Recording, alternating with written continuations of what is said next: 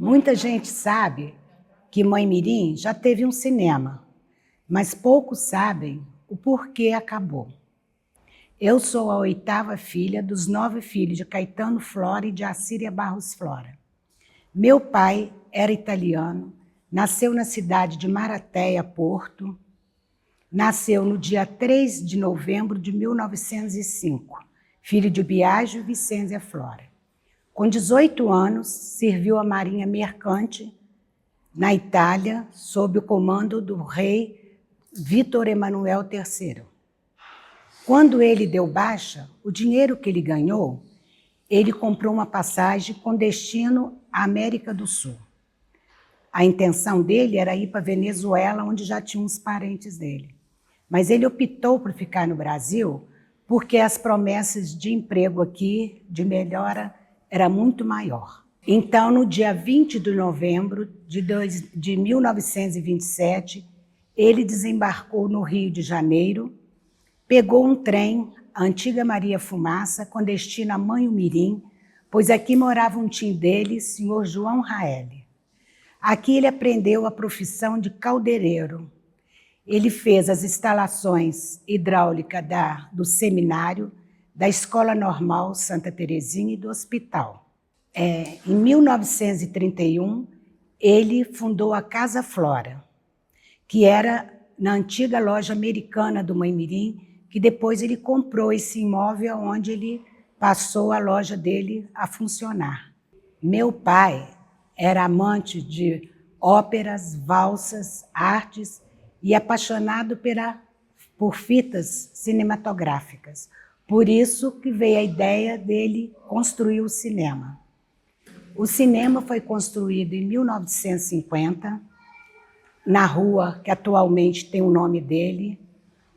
E quando foi na inauguração, houve um problema de arbítrio da prefeitura que exigiu que ele colocasse 200 sacos de areia no telhado do cinema para ver se não ia haver nenhuma rachadura. No final de 30 dias, foi inaugurado o cinema com o filme Sansão e Dalila. O cinema tinha 2 andares, na parte de baixo tinham 6 portas, 3 em cada lateral, com um beco para saída do povo de dentro do cinema. Tinham 740 cadeiras, uma máquina alemã cinematográfica, tinha um gerador, porque a nossa luz vinha da hidrelétrica de Manhuaçu, como faltava muita luz no Mãe Mirim, ele tinha um gerador próprio. O meu irmão Valdir era o gerente do cinema. Todo mês ele ia ao Rio de Janeiro contratar os filmes que iriam passar durante o mês. Cada dia era um filme diferente. Só repetia de domingo para segunda, por motivos religiosos, tinha pessoas que não frequentavam o cinema no domingo. No domingo tinha sessão às 2h30, às 4h e às 18 horas e às 20 horas. Na Semana Santa, como vinha muitos visitantes por causa da festa, o cinema tinha sessão das 2, 4, 6 e 8. Quando passava o filme A Paixão de Cristo, era preto e branco e mudo. Os filmes chegavam através da Maria Fumaça, da Leopoldina, era trem. Então, chegava, anunciava e o povo frequentava mesmo muito cinema. Os filmes vinham dentro de latas enormes, porque os rolos eram muito grandes, então eram 5, 6 latas com a película dentro, para poder passar por projetor.